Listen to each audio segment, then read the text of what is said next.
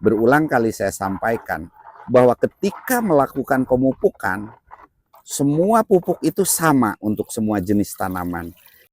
Tanaman apapun pupuknya sama. Seperti kita lihat di sini.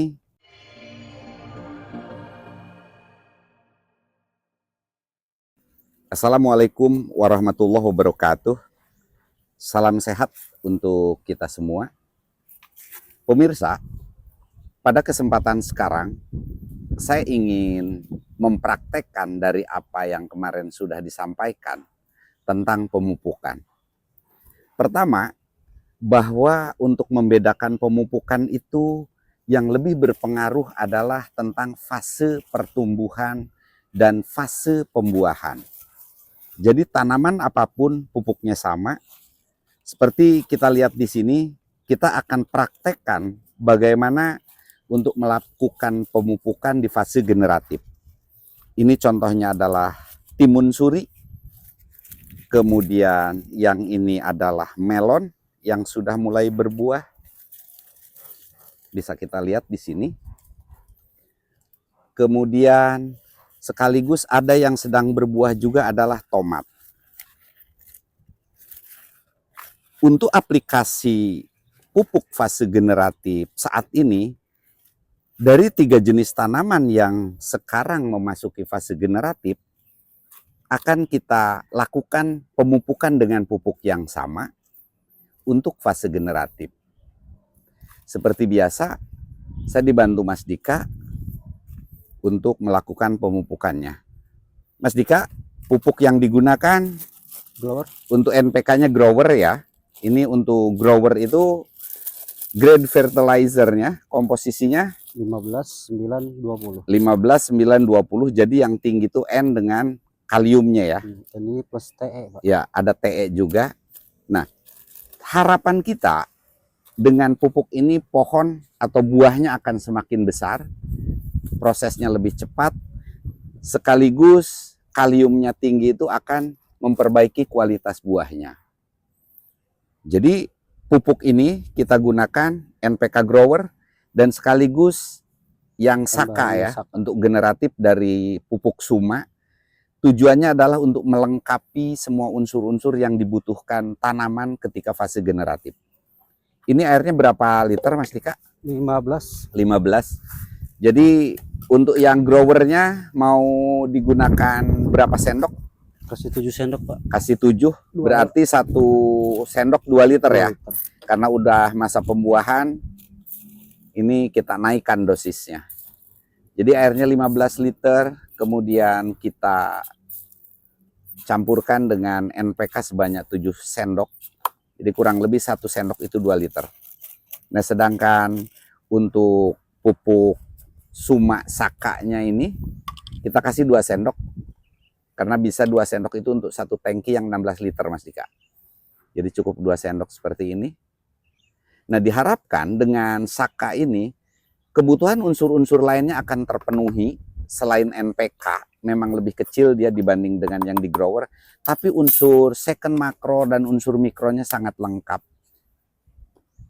Saya harapkan dengan aplikasi ini percepatan pembesaran buahnya itu seperti melon, tomat, kemudian timun suri yang akan kita lakukan pemupukan saat ini akan lebih cepat pembesaran buahnya. Jadi yang penting untuk kita pahami di sini, berulang kali saya sampaikan bahwa ketika melakukan pemupukan, semua pupuk itu sama untuk semua jenis tanaman. Yang membedakan adalah fasenya. Fase pertumbuhan dan fase pembuahan. Dan pada kesempatan sekarang di fase pembuahan ada 3 jenis tanaman yang akan dilakukan pemupukan ini, yaitu melon, timun suri, dan tomat. Jadi pupuknya kita samakan karena sama-sama sudah mulai berbuah. Melon ini sekarang kurang lebih 40 HST ya Mas Dika? Kesini 42, Pak. 42 ya, 42 HST, buahnya kurang lebih udah setengah kilo. Kemudian kalau timun suri karena dia berumur pendek, ini di umur 55 udah mulai banyak yang matang ya? 55 ya. 55 ya. Sedangkan tomat di sana yang sebelah sini tomat itu lagi lebat-lebatnya berbuah. Tapi bunga dan buah kecilnya itu masih banyak. Jadi perlu kita dorong dengan pupuk yang nutrisinya mencukupi untuk fase generatif. Oke, silakan Mas Dika. Untuk satu polybag seperti biasa kita aplikasikan cukup 200 ml per polybag. Nah, seperti ini langsung. Ini yang melon. Ini kita kocor. Jumlah melon tidak banyak, hanya 10 polybag. Seperti pada video-video yang sudah kita banyak posting tahapannya, itu kita lebih mementingkan untuk pembelajarannya, bukan masalah banyaknya. Karena untuk budidaya melon ini sudah kita posting kurang lebih 4 video ya Mas Dika. Video. Dari awal semai sampai sekarang di usia 40 HST. Begitu juga dengan tanaman yang lainnya, timun, kemudian tomat dan lain-lain. Ya, ini yang melon sudah selesai. Sekarang kita kocor yang timun suri.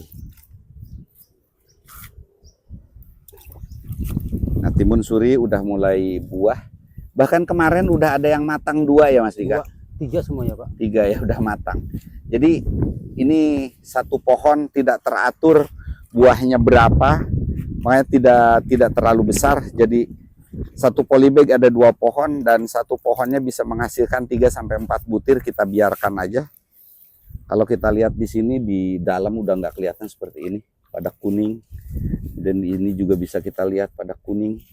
Karena ini sangat rapat, tempatnya sempit. Jadi bertumpuk-tumpuk, tapi buahnya lumayan banyak. Nah, ini yang timun suri. Kita lihat buahnya. Sama untuk aplikasinya kurang lebih 200 ml untuk satu polybagnya. Jadi diharapkan dengan NPK Grower dan Suma Saka ini, buah akan menjadi besar dan kaliumnya tinggi itu untuk rasa. Dan yang terakhir adalah tomat. Ini tomat sudah cukup lebat buahnya. Seperti ini. Kalau kita lihat berbuahnya cukup banyak. Sambil Mas Dika melakukan pengocoran, kita lihat buah-buah tomat yang sudah mulai lebat berbuah ini.